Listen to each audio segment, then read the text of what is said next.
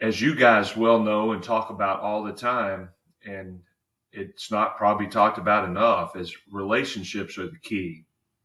And you've got to have great relationships with your players. We've always been a staff that has tried to create a family atmosphere. I just think it's so important that your guys know how much you care about them. And what's the old saying? That doesn't matter how much you know until they know how much you care. And they've got to know that. So however that works for you best. For me, it's opening my home to our guys. I want our guys to be at my house. I want them to be a part of my family. I want them not to just know where, the bathrooms are and the TV is. I want them to know the refrigerator, the silverware, what cabinet we keep the glasses in, and, be able to walk outside and know about the smoker and the grill and what we're doing with that. So I want them to feel like they're at home. And I think that's been a big part of everywhere we've been. We've been able to get that across to our guys, and we've been able to create that. And then, of course, it's culture. And, the big buzzword that everybody uses all the time. But back in the day, we called it our program philosophy. But it was, it was the same thing. It was creating a culture. And you do that with people. It's not about signs and slogans. It's about people. So it's about the people you recruit. It's about the people you inherit. And anytime that I've walked into a program, good or bad, I've always kind of taken the John Gordon approach and said, hey, everybody's invited on the bus, man. We want all of you guys. We want everybody to stay. You're ours now. I don't like it when somebody says, when we get our people.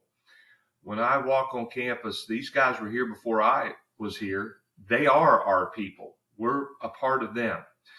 Now, as you start the journey, there are going to be some guys that don't want to be on that bus, and they're going to ask to get off, and that's fine. You let them go their way, and you recruit guys in that are going to fit you. When you take over a job, you need to recruit players you can lose with first. And guys hear that, and they're like, what? And you say, well, let it soak in for a second. Guys that you can lose with first, that are going to stay committed to you through the adversity you're going to face. Because as we know, when you take over a rebuilding situation, there's a reason you're there.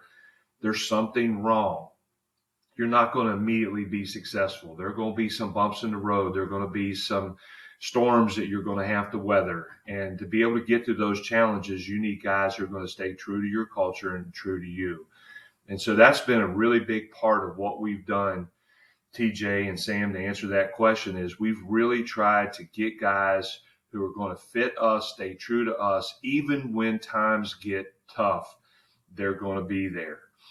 And again, just like I started this with, I think it's extremely important that they know you're there for them too when times are tough for them. When you do take over the program, let's get into some of the meat of it. And there's going to be possibly some friction. You're having them over the house. You're building relationships. You're doing all those things that matter a lot. Then you get on court, and their habits, their work ethic, their leadership, their togetherness is not where you want it to be. And there's naturally going to be some challenge and some friction there. So talk to us a little bit about that process of changing the on-court habits that are needed. And when the friction hits, like, how do you handle that as a coach and a leader? The challenge today, it's so much different than the challenge that we had yesterday.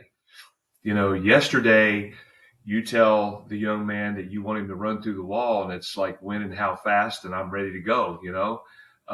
It's like if you had a guy that called his parents. I mean, I can remember one of my former assistants who played for me was telling me a story. He said, Coach, that first year I called my dad and said, man, I'm leaving. And this was back in 1987. I'm leaving. I can't stay here. I don't fit this guy.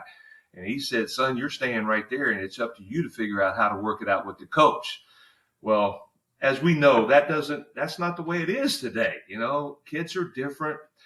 And I think one of the biggest reasons it's so different is because all the people that are around them, parents, AAU coaches, high school coaches, advisors, friends, And so I think it's imperative that we as coaches, Sam, you talk about the friction. I think the first thing is that we have to get those people to understand, and I hate this word, but it's today, and it's a great word for today. We have to get them all to buy in. They've got to understand this is, and that's the number one thing, is just being straightforward. This is who we are. These are our expectations.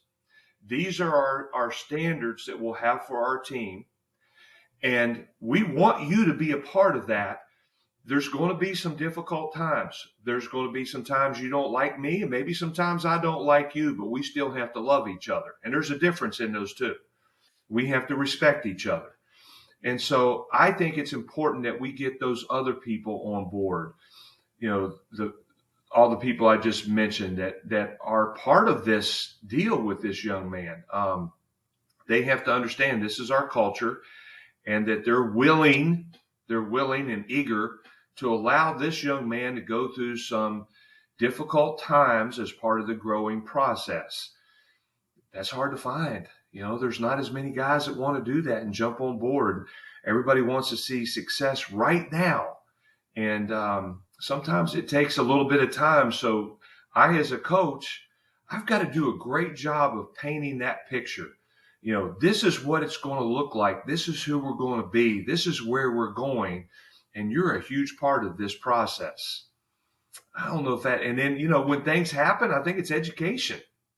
It's being able to sit down and say, hey, what you did today, that's intolerable. That can't happen. That's a non-negotiable.